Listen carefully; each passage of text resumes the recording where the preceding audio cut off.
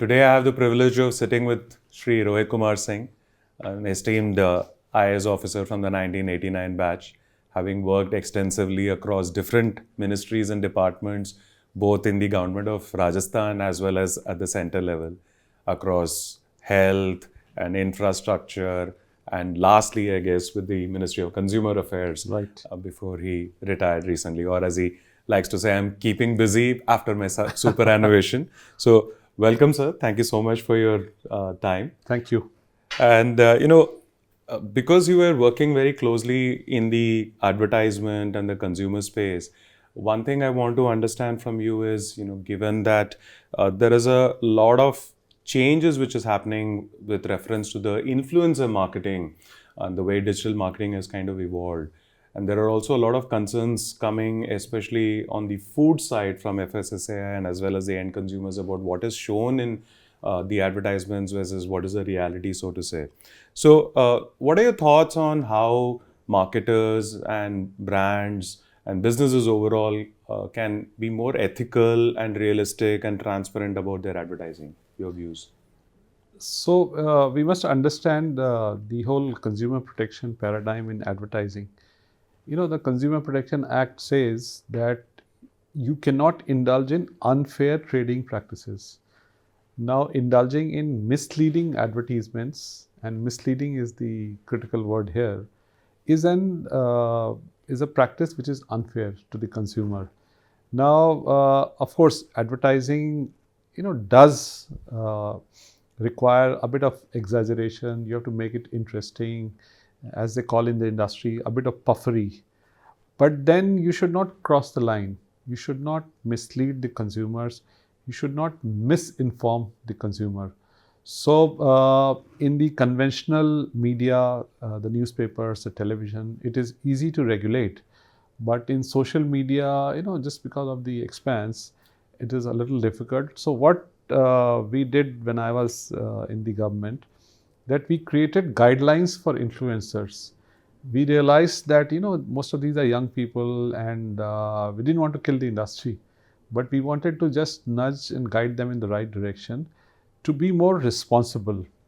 So the first thing was that if you have taken a material or otherwise benefit for the product that you are endorsing, you must disclose. So disclosure is the key, so that the person who is watching the advertisement knows that you have an interest in the product. And then again, the misleading paradigm, don't exaggerate beyond a point, and be very careful when it comes to food and health. So we came across advertisements where some protein is being peddled, some nutraceutical is being peddled. So we said that if you are pushing information in the health domain, then you have to disclose whether you are qualified enough. Are you a doctor? Are you a qualified nutritionist? Again, disclosure. A person who is pushing for a protein has to tell the viewer whether he is qualified enough to say that. When it comes to celebrity endorsements, it's a different ballgame. We cautioned the celebrities that you must do adequate due diligence before you push a product, because they have huge influence and people get carried away. So they need to take that extra care, extra responsibility before endorsing the product. So that's broadly my take on this. Thank you. Uh, Talking about AI, with the whole push which is happening, and there is literally a revolution which is happening with the Gen AI and the overall progress in the industry. But at the same time, there are also concerns coming up with deep fakes. People have raised concerns about, hey, that's not me, it's someone else kind of morphed it.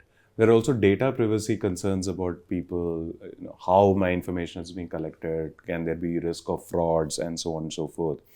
So, given that this technology is evolving very, very rapidly, before you can think and document something, new things would have happened.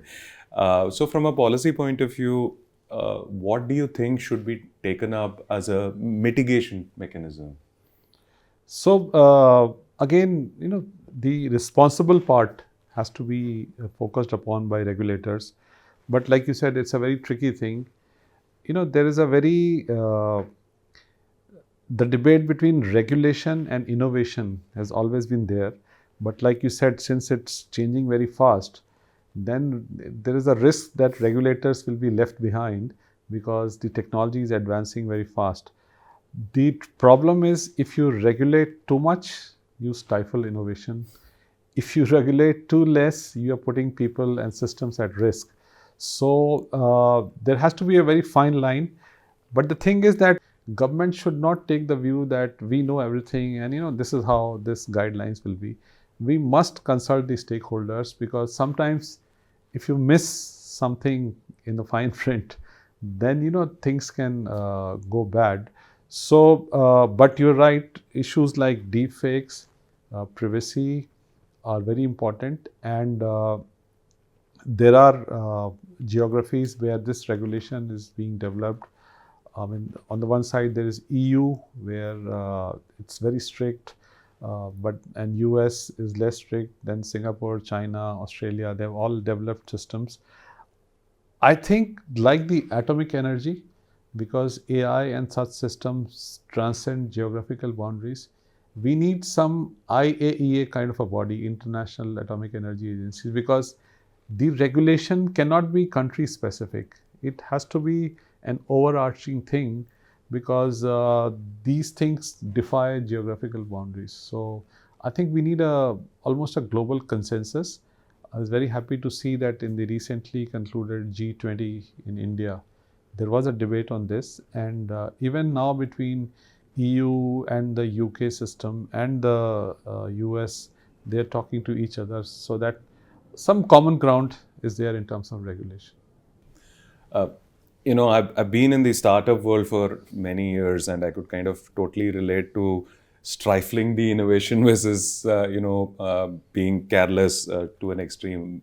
Many times, what happens in a startup's early life is you do something, and if anybody, be it the founder or be it the government, someone comes and say, "Hey, this is not allowed," you say, "Sorry, we just did it by mistake." Right. But as you grow in the business, then the mood changes, the process changes, and then you have all these guidelines. No, you cannot do this anymore. You have to take permission, and this is the compliance you need to follow. So the transition becomes difficult but important in a startup world. I think the overall innovation space itself is exactly the same. Right. You give them adequate independence, but you start putting in some reins of control eventually, so to say. Fair enough.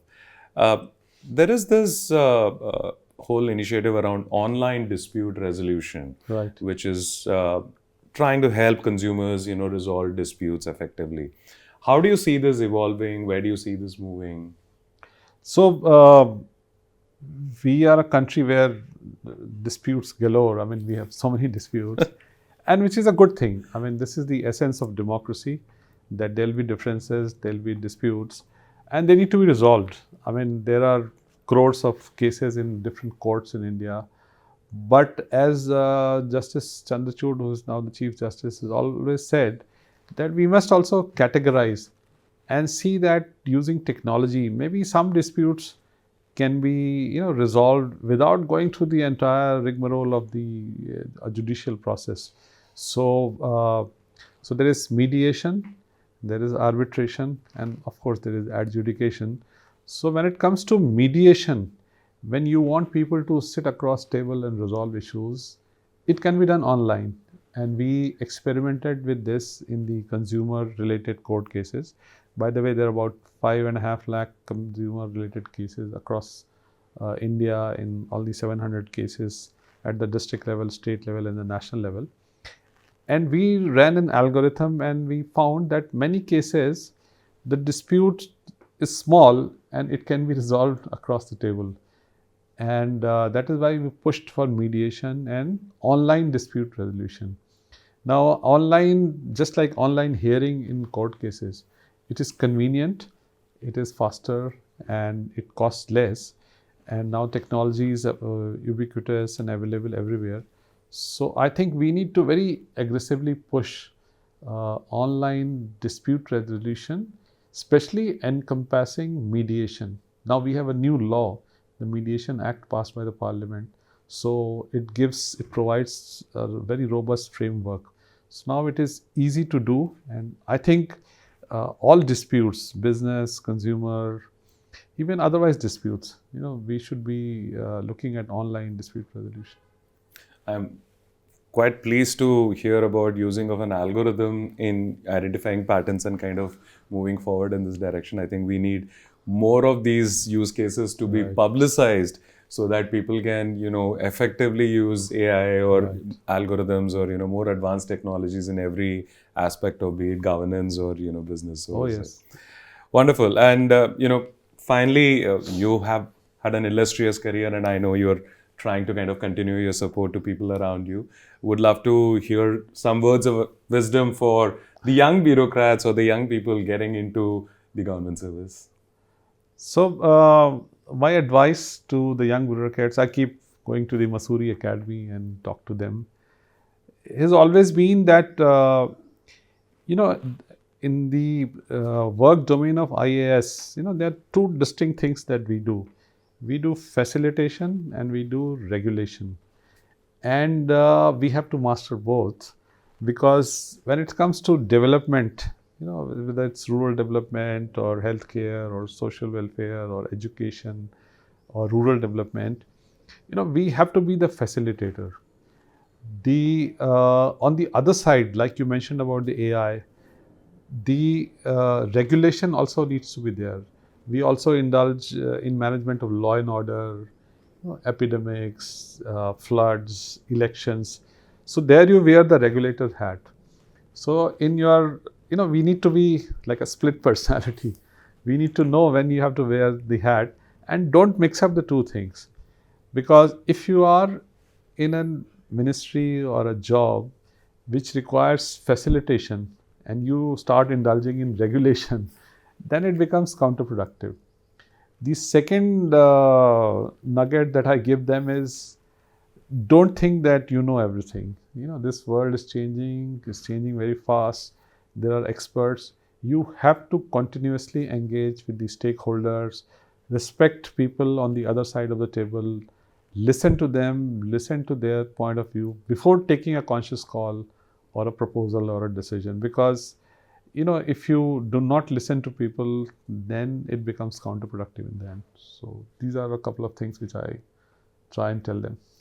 Thank you so much. I think great having your views, and thanks for your time today. Well, thank you for calling me here. Thank you.